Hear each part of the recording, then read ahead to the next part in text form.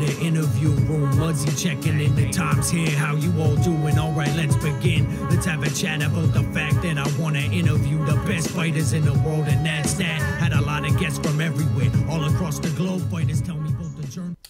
How are you guys and girls? Mudzy here from Muay Thai Interviews again. Season greetings as we are coming to the end of 2018 and we're getting into the Christmas and silly season. This will be the last interview for 2018, but this one I'm really excited about and it's going to be a really good one. My guest, he trains out of Technicians Thai Boxing in Adelaide, South Australia. He's won multiple Australian titles, multiple state titles. He's won a four-man tournament and won the Knees of Fury middleweight title. He's taken some time away from fighting, but word on the street is he's back, and he is someone I grew up watching on Fox Sports before I even got into Muay Thai. I'm joined by Kim, the Technician Johnson. How are you, mate? I'm good, mate. Thank you for having me on. No, mate. Thank you, mate. When I saw you put a Facebook post out a month or two ago saying that you're looking at making a return, I'm not going to lie, I got a little bit excited. Yeah, I had to put it out there just to get a bit of interest happening. Well, I think, I think it worked. I think it definitely did, mate. And so you've taken some considerable time away from fighting, although you were still keeping active with your own training, and in particular, you've been training others. How long has it been since your last fight? And tell us what you've been up to since you've been away from the ring. Yep, so it's been about 4.5 years since I fought. I had my last fight on Knees of Fury, I think 47 maybe. Yep. And just the time between, I moved on from Riker's gym and started up my own club. And probably that's been my main focus since fighting. Yep. Just putting time into being the best trainer I can be, and just sort of heading down that path, as well as now getting back into fighting.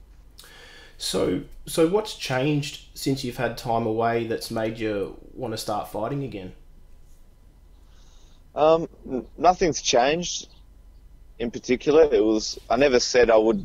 I never sort of retired or said that I wouldn't fight again. I guess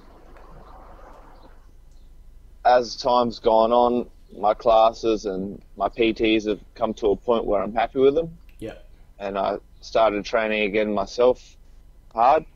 Well, I just started getting back into my own training. Actually, talking about it now, I guess what has happened, a few trainers came to the gym that I was training people out of. Yeah. So I trained people out of a 24-hour gym, and a couple other ex-fighters, ex-trainers came to the gym and started training people and doing their own training. And just, I guess, connecting back up with them, that inspired me to, not inspired me, it inspired me to start training again. And when I started training again, I just wanted to keep pushing it, and things just progressed from there, really. And as you were training, you got your Muay Thai mojo back, I guess you could say. I did, man. I got a bit slack, and I was doing a little. I've always been training, but I hadn't had anyone pushing me. Yeah. And it's just not the same. I'd forgotten, I guess, how hard I used to push myself, or how hard my trainers would push me. Yeah. And just reconnecting with Anthony Lapierre and Sam Benetti. Anthony Lapierre in particular, he just re-inspired me to I just reignited that passion to push yourself hard in training, physically and mentally. Yeah, okay. So how long have you been doing Muay Thai for, and how did you get into Muay Thai? So I started training when I was about 14, and my trainer at the time, Jeremy Keeping, he was going on a trip.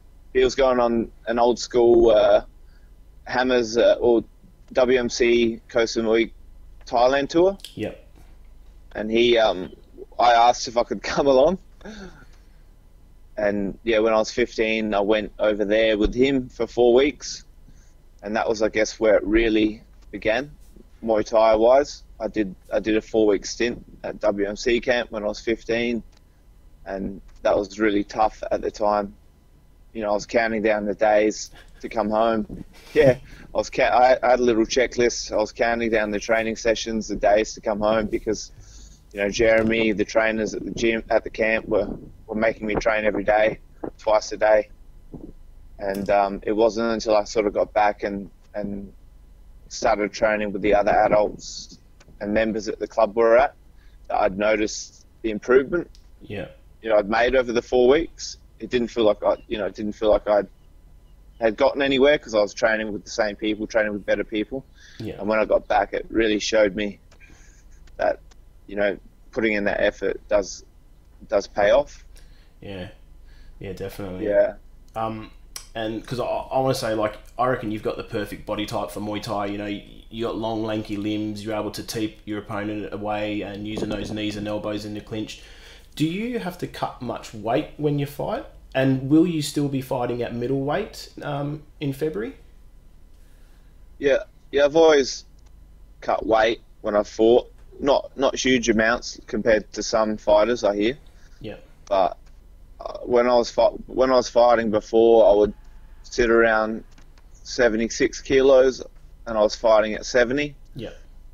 And I'd probably the last couple of weeks, I'd really tighten down on what I was eating, especially that last week, and then get myself down as low as possible, and then cut the last little bit in the sauna. And when so I'd cut a little bit, but not extreme. I didn't feel.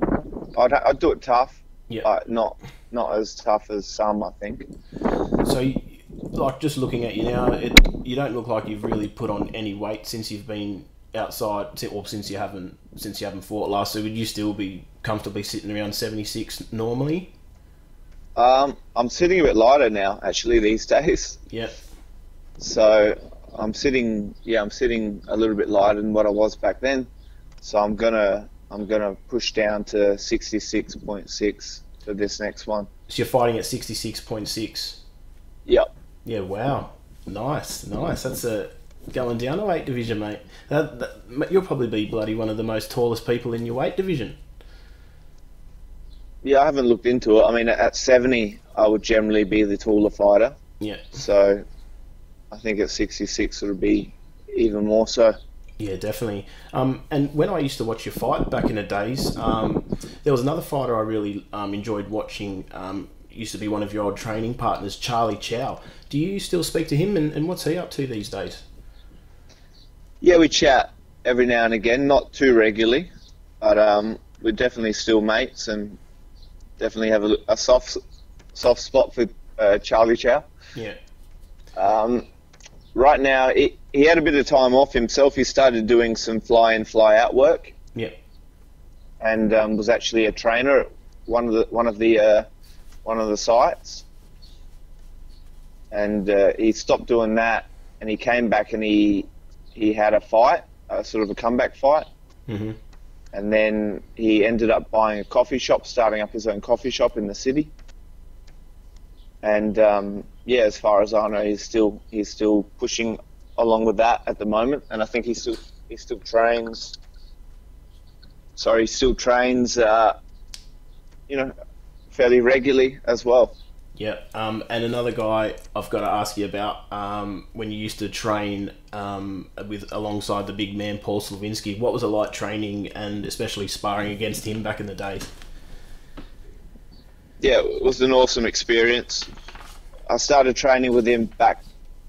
My first trip to Thailand, I met him. He was there. He was at WMC camp training, and I guess seeing him train and was a great inspiration, and I guess it showed me what the level you have to train at to be, a professional fighter. And then we started training at Flinders Uni, which is where he was training out of as well when he was back in Adelaide. and it was good. After his fights, he'd come and he'd help out with the classes, and he'd teach his little tricks, that he'd learnt.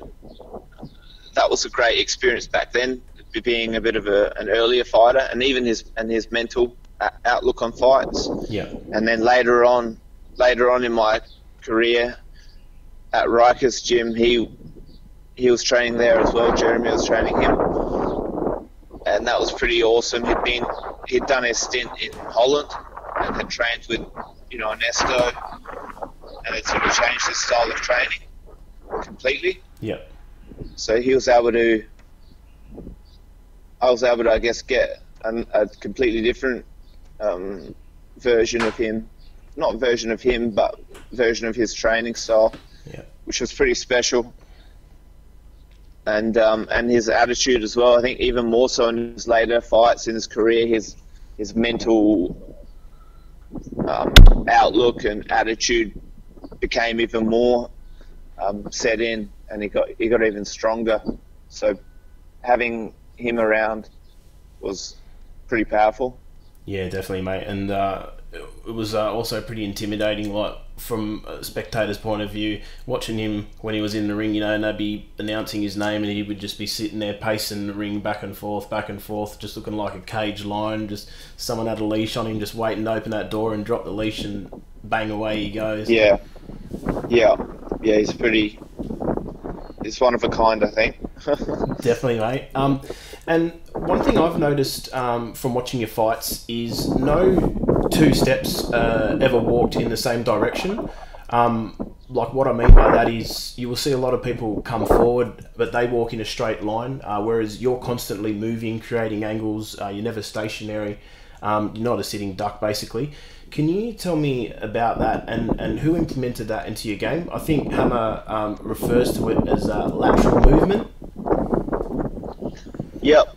So I think as I fought, my style changed a little bit along the way as well. So when I first started, Alan Wong as well as Jeremy Keeping were sort of the main trainers, and I had more of a tight style. Probably didn't use my hands and probably didn't even use my footwork as much back then. Yeah. And then, I lost a fight by knockout by punches, so I looked into getting a boxing trainer and got Richie Elliott on board, and he started, I guess, really pushing the footwork stuff in our training, ladder drills, and really just wanting us to use that boxing footwork or more footwork in your attacks before you attack. And I think Richie was a big part of my training for a long time, and I think working with him is why I started using my footwork more and more. Yeah.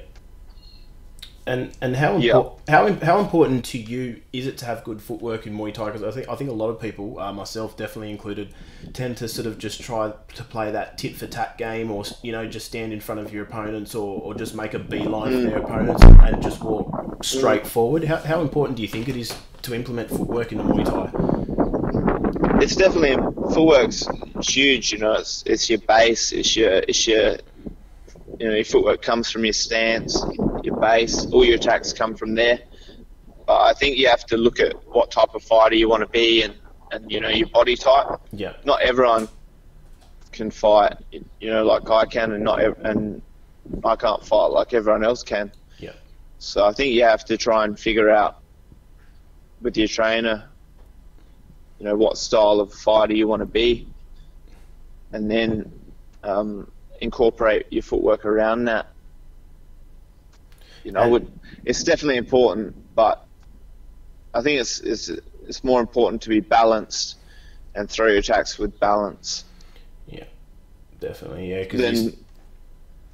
because you see a lot of people. Yeah. A lot of people they don't get they're balanced, but like they'll throw a punch or a kick and they'll overextend because they're just putting so much power into it, and they'll miss, and then you see them.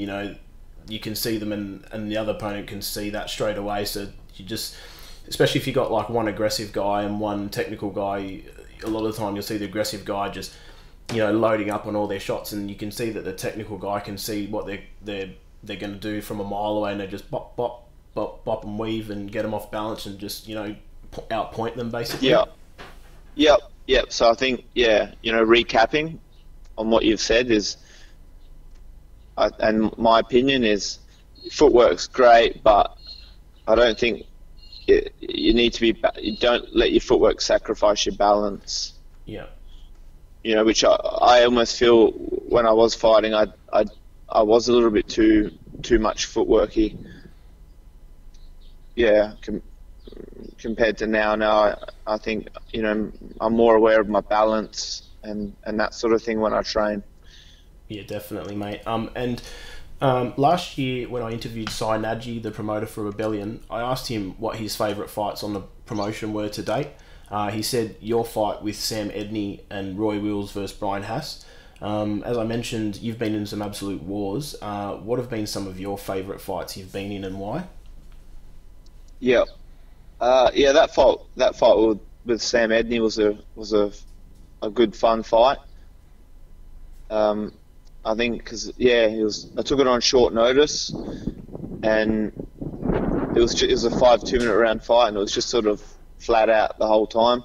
He dropped me right at the last seconds of the first round, and I felt like I had to get it back, so I tried to push forward. So that was a good fight. I fought Toby Smith, and that was probably one of my most memorable fights for a few reasons. I'd just been knocked out by Wes Caput in the fight before, in the first round, pretty badly, and I was struggling. I was really struggling with my confidence leading up to my next, my fight with Toby. Yeah. Sparring, I was not confident at all. I was leaving the gym crying. I didn't believe in myself. I was listening to all them negative thoughts you get. Yep. And just really struggling, really pretty much on the verge of just quitting. And I had a chat to a sports psychologist, and she helped me put things into perspective and just work on some ways to, I guess, just keep things in perspective. And then my fight with Toby, I came back and had a really, really, really tough, hard fight, and just left it all in the ring. Yeah. And that was a step anyway into regaining that confidence. So that was a big fight for me. My fight against Lewis Regis is a memorable fight. It was the first time I defended my Australian title, and I felt it was a tough fight. Same thing. He clocked me early in the first round, and I came back, and I ended up stopping him in round 4. And it was just a great feeling to be able to defend my belt in that sort of fashion. See, another thing I wanted to ask you is, because at 70 kilos, you've pretty much fought the who's who of Australia, all the top competitors. Is that another reason for you dropping down to 66.5? Nah, not at all. I mean, I'm just dropping down because I'm sitting around 70, and it's not really, right now anyway, it's not really, it'd be a bit silly, I think, coming in at 70 kilos against people who are walking around at 78 or 76. Yeah, that's fair enough. Did you see Lewis's fight against Jodson Klei over the weekend? No, I haven't watched it. I just saw the clips of the stoppage, but I haven't watched the fight. So the stoppage, doesn't put it into perspective at all. I haven't seen it. Okay. And you used to be a big draw card in Aussie Muay Thai before you took a little break. Did you ever get the chance to fight internationally? And if so, what promotions did you fight on? Yeah, I got the opportunity a couple of times to fight in China. So I had Ethan Shep, the Nisa Fury promoter. So China and New Zealand had been working together for a little while.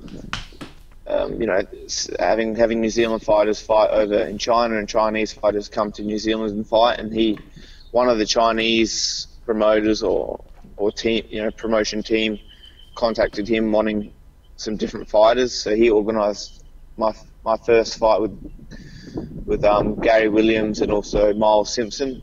We flew over and fought over there.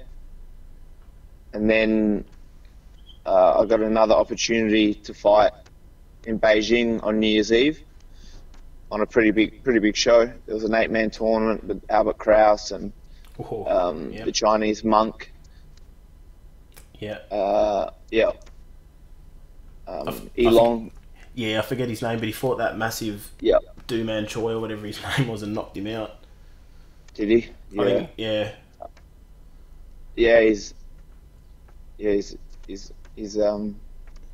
He's definitely a different bloke. Loves blocking punches with his head sometimes. I didn't know who he was, and we went. They took us to a gym a couple of days before the fight just to do a light session, and he was training with looked like a Thai trainer. Yeah. And they were sparring without shin pads on, and just going flat out, like kicking the shit out of each other. And I didn't know who he was, and then like then on the rehearsals I saw he was fighting. I couldn't believe it. Like he was training flat out a couple of days before the fight. No shin pads, just so he's definitely a hard nut. Definitely, mate. He's a hard nut, that's for sure. Definitely see some of his fights where there was one fight where you've probably seen the clips where he just stands there and the guy just like throws 3 or 4 punches in his head and he just goes, come on, do it again, like blocking punches with his head, I guess you could say. So I had a couple opportunities to fight internationally, which was pretty cool. I think you sort of, at the time, you maybe don't appreciate it as much as after, just because you're cutting weight, you're doing all this travel and this and that, but it's definitely nice to look back on the experiences. And speaking of another experience, mate, you won a 4-man tournament on Epic Promotion in Perth a while ago. What was that like, fighting twice in one night, and how do you sort of stay loose and stay warm and prepare for your second fight, knowing that you've got to fight again? Yep. So that was the first tournament I'd fought in. So I'm definitely no experienced vet at the tournaments, but leading up to the fight, I tried to. No, I didn't. We trained similar to how we were going to fight. So I would maybe do 3 or 4 hard rounds on pads, then have a bit of a break, and then get back onto the pads and do the same thing. Do another 3 or 4 hard rounds. Yeah. And I think that helped build the confidence that you got enough gas in the tank to push on for that second fight. That's probably all I can remember doing differently training up for the fight. Mm-hmm. On the night, it was not too bad actually. The first fight, the first fight I fought Marco Tentori, and it was just a 3-round fight. And after the fight, my trainers and my corner said, "Yeah, you've won," and they took my gloves off, and I was sort of set on that I'd won. Yeah. And my mind had switched over to the next fight, and then they called the fight a draw, and I had to chuck the gloves back on and sort of refocus and get back in the zone. Yeah. So that was something I learned. After that, I knew that even I did a 4-man tournament on Rebellion, and my first fight, it was pretty close as well against Reef Saliba, and I just stayed in that mindset of, keep yourself ready, you might have to go again. So that's something I think if you are going to do a tournament, don't switch off until you know you've got it.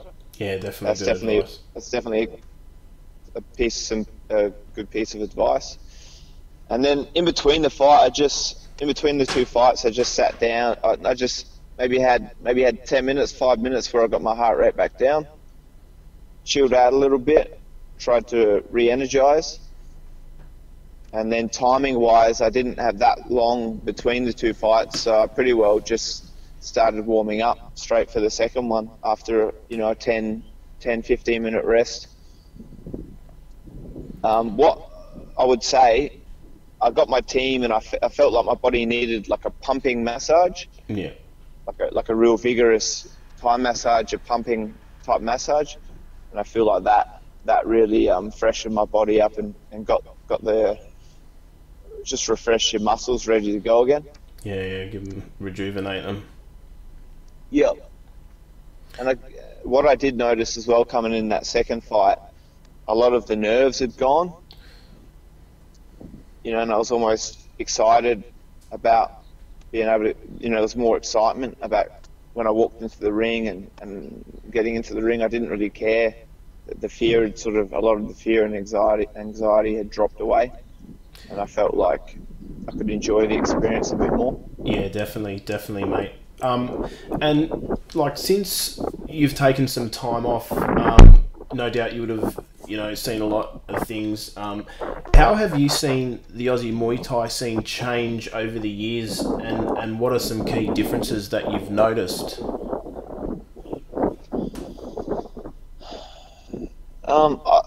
I sort of stepped away from the fight shows for about 3 years completely. I didn't go to any.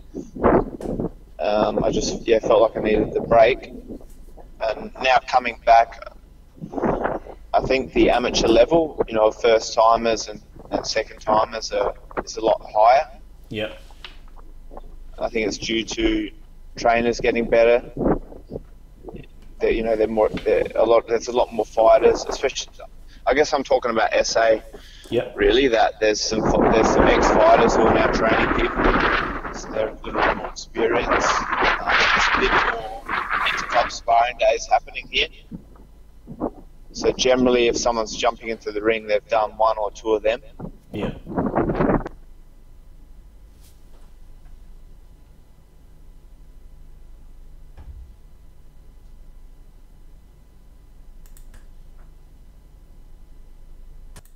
Sorry guys, just had a bit of technical difficulties there. Kim was just telling us about the some of the differences he's seen and noticed in relation to South Australian Muay Thai, that the amateurs are getting a lot better. Kim? Yeah, I think the level of first timers, the level that the first timers are coming in at is maybe a little bit higher.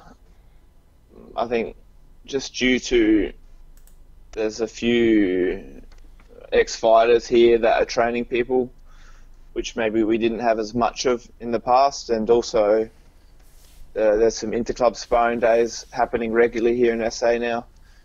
So those amateurs, those first-timers are able to get a few inter-clubs under their belt before they jump into an actual fight, which is just going to settle their nerves a little bit more and give them an opportunity to perform at their, with the skills that they've got.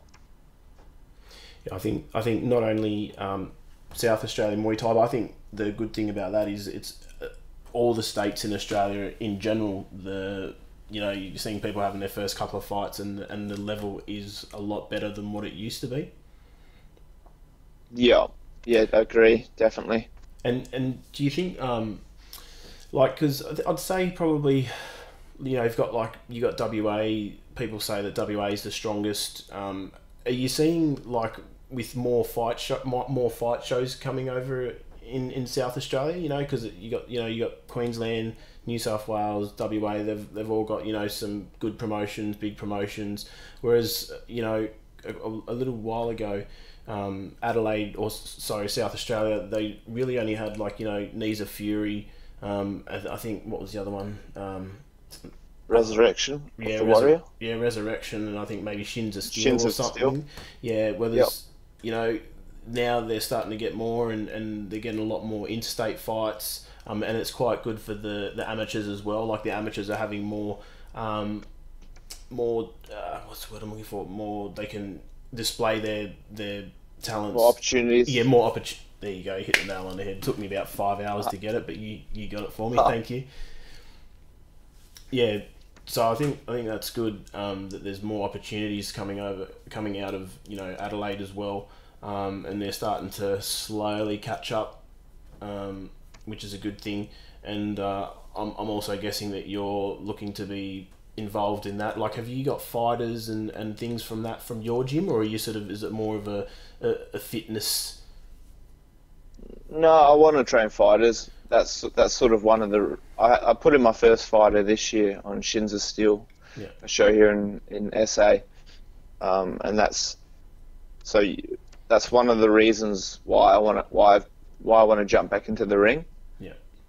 Because I want to go through the process of fighting again, training up and fighting, just so I can be more in tune with, what my students need to get them ready for a fight, mentally and physically. Yeah, I feel that if this is what I want to do, for the foreseeable future. Yeah.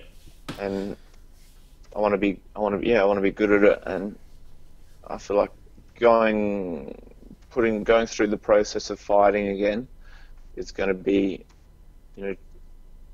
just what I need to,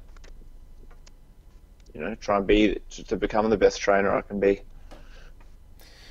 Definitely, mate, definitely. Now, mate, February 9th, Knees of Fury, it's on. Can you tell us about that? Can you tell us about your opponent? What can you tell us about that fight, mate? Yeah, so Knees of Fury 74, I think it is, Feb 9th, here in Adelaide. Yeah, Ethan Sheps made it happen. So I'm matched up against Jordan Fielding, and another Adelaide boy. He's got his own gym here. He's been doing quite well, fighting here locally a bit, and a little bit in Thailand as well, interstate as well a bit. So it'll be a good sort of match up for me to come back to. I think a young, hungry, competitive fighter. Me, I've had a few more fights than him, a little bit more experienced, and I guess just seeing where I'm at. And I've got to ask, is this just a one-off? This comeback fight, is this just a one-off, or are you looking to, or can we expect to see a lot more of you in the squared circle in the future? Yeah, I want to keep fighting and keep things moving along. This isn't, to me, just a one-off. I want to have another crack again and see where I can get to, and try and develop my style and my style of Muay Thai as much as I can. Yeah. And you've always fought the best. You've fought whoever the promoters put in front of you, and like we touched on, you have taken a few last-minute fights or been a last-minute replacement, so you're no stranger to that. Is there anyone that you would like to fight, or that you think would make a great matchup between you and someone? Right now I am just focused on this fight. Yep. This Knees of Fury, and after that, I think it'll become clearer, what I want to push to and where I want to get to, and who I want to fight. Really just focused right now on this fight, doing the best I can, getting myself in the best shape I can be in. Crossing all my T's and dotting my I's. Yeah, that's really all my focus is on at the moment. And so, like, now that you're down to, you got you walking around weight to 70, you are looking to stay around the 66.5, that around that mark. Yeah, that's what it seems to be. Right now I'm walking around at that sort of weight, so if I can, I'll push down to it. If for whatever reason I start putting on a little bit more weight once I keep this training going. Yeah. Then I'm open to definitely pushing back to 70. What do you like? So you've lost 6 kilos. Like before, you were saying back in the days you used to walk around 76, cut to 70. Now you're walking around at 70. What do you attribute to walking around at a lot lighter?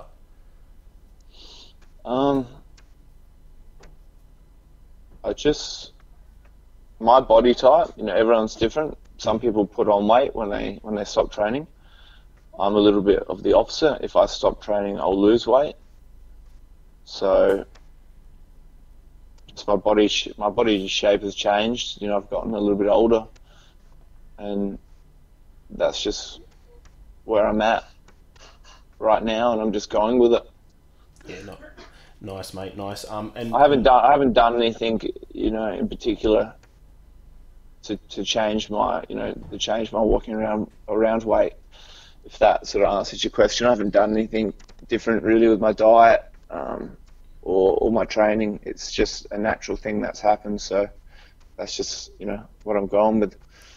Well, I really wish I had your metabolism, because if I don't exercise, mate, let's just say I don't lose weight. Put it that way. Yeah. Yeah. Now, mate, I know you're busy and you're about to head off to training, so I've just got a couple more things to pick your brains about, and then I'll let you head. Back in 2012, when you won the WKN Aussie middleweight title against Brett Whitten, Hammer talked about the improvement you made after you made a lot of improvement during that fight because you lost to Mossy. Well, people don't know that's Mustafa Abdullah, and that fight affected you mentally. It's one thing to be physically ready for a fight, but psychologically it's another thing. So how did you bounce back from that loss, and how important is it to be mentally strong? It's huge. I think it's being touched on a lot more by trainers, and everyone's becoming more aware of how powerful it is to be mentally stable. But yeah, I think my past experiences losing by knockout, I'd been there before. I was able to. I knew that I'd been there before, and that really helped me bounce back a little bit quicker. I think after the Mozzie fight, I did go back and see the sports psychologist and just spend a bit more time on that side of things. And also, my boxing coach at the time, Richie Elliott, he'd done I think a diploma in sports psychology, and I don't think I was working with Richie then, but I think in between those 2 fights, I went back to see the sports psychologist that I'd seen in the past, and she just helped me put into a bit of a plan, how to mentally rebound from the fight. But it is really important, and I think, it is a trainer's job, or if the trainer doesn't feel capable of doing it, it's their job to perhaps point their fight into a sports psychologist or professionals who can help them with the mental side of things, because it's not a good feeling.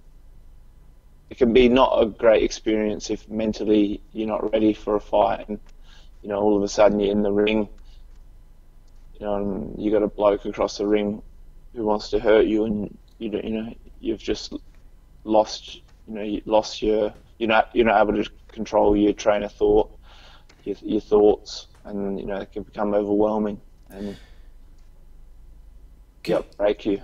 Can I ask, how do you like to, before a fight, when you're backstage, how do you like to mentally prepare for a fight? You see some people, they like to just, be by themselves, don't want anyone in the room. Some people like to listen to music. Some people like to, get slapped in the face and get amped up, that sort of thing. How do you mentally prepare for a fight?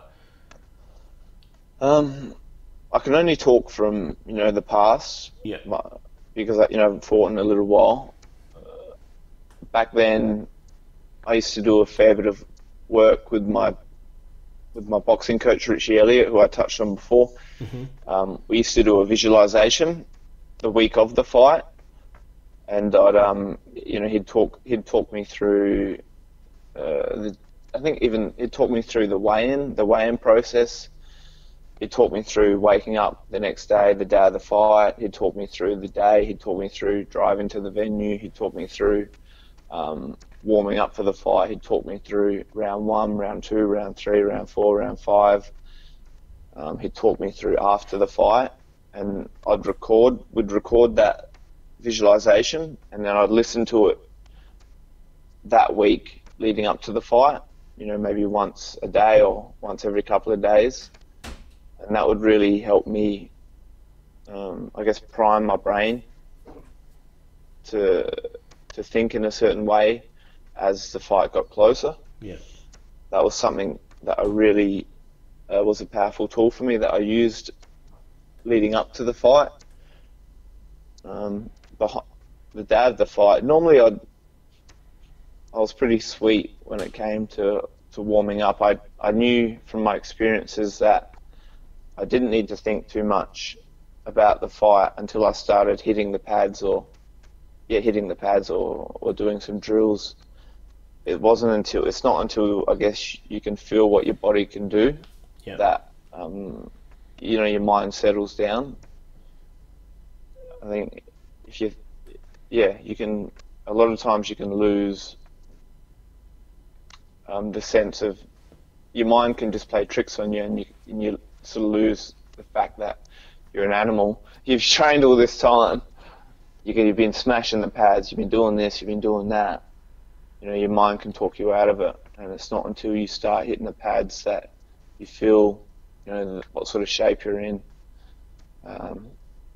You feel what you're capable of doing, and these sorts of things, and that really used to give me confidence then walking into the ring that, hey, I'm ready for this, and whatever comes. I've prepared myself the best I can. And mate, speaking of walking into the ring, when I've watched a few of your fights, I noticed you like to come into good old Aussie band AC/DC. So can we expect the same thing, or have you not thought that far yet? I've thought about it, yeah, and I think I got to stay true. I still love my Akadaka, so I think it has to be that AC/DC walkout song. Yeah, I have to. Yeah, give the public an opportunity to see my amazing dance skills walking out to the fight and in the post-fight celebration. Yeah, I was watching. I think when you come out to Sam Edney and they had the thunderstruck and you're walking into the ring every corner, thunder. Walking to the next one, thunder. Yeah. I think my coaches used to call it the rooster. Used to be bouncing my head back and forwards. Yeah. Mate, it's been the absolute pleasure talking to you. If people want to contact you, follow you, stay up to date with your fights, your training, all that sort of stuff, have you got like a Facebook, Instagram, that sort of thing, people can get a hold of you? Yep. On Facebook, it's Kim the Technician Johnson, so just type that in and follow me, and all of my sort of my training, I post that up. And on Instagram, it's _the_ technician, and same thing. I just post all my training and all the news up on there. So if you wanna sort of follow what I'm up to, check me out on Facebook and Instagram. And anyone that you want to thank or give a shout out to? Just definitely everyone. Every one of my coaches who have helped me, become the man and the fighter, the person I am today. Jeremy Keeping, especially Alan Wong, Richie Elliott, Ben Madden, Ray Elmendorf, Paul Zabierski. All of these people have just put so much time and love and energy into me, and it's something that I can't repay. So I thank them from all of my heart. my family, my friends, the sponsors who have helped me, pursue my dream. My beautiful girlfriend Ash, she's been an amazing form of inspiration for me to get back into the ring. All of my students at the club, and my new coaching crew, Anthony Lapierre, Sam Benetti, and back with Alan Wong, and also everyone in SA who have just come around and supported me with this comeback and want to help me out with my training and give me opportunities to train and get ready for Knees of Fury. Awesome, brother. Like I said, I grew up watching you fight on Fox Sports and all the big shows in Australia. Loved watching you fight, seeing you touch some people up, especially with those elbows of yours. You're never in a boring fight. There's always fireworks and the crowd always having a good time whenever you're in the ring, man. So good luck for your comeback fight. Can't wait to see you fight more. I hope you fight more. And February 9th, it's on Knees of Fury, Adelaide. Thanks for your time, brother. Thanks, man. Appreciate it. Revered and notorious, infamous and legendary. That to me is glorious. Come kick it, still talk some shit with me. I'll ask so you can answer and explain to me the history. I had to throw a vicious knee. I got a passion for the art of 8 limbs. I'm just asking from the heart. So as I conclude this interview, thanks so much for sitting through. Loved all the fighters and the folks that listen. This for you.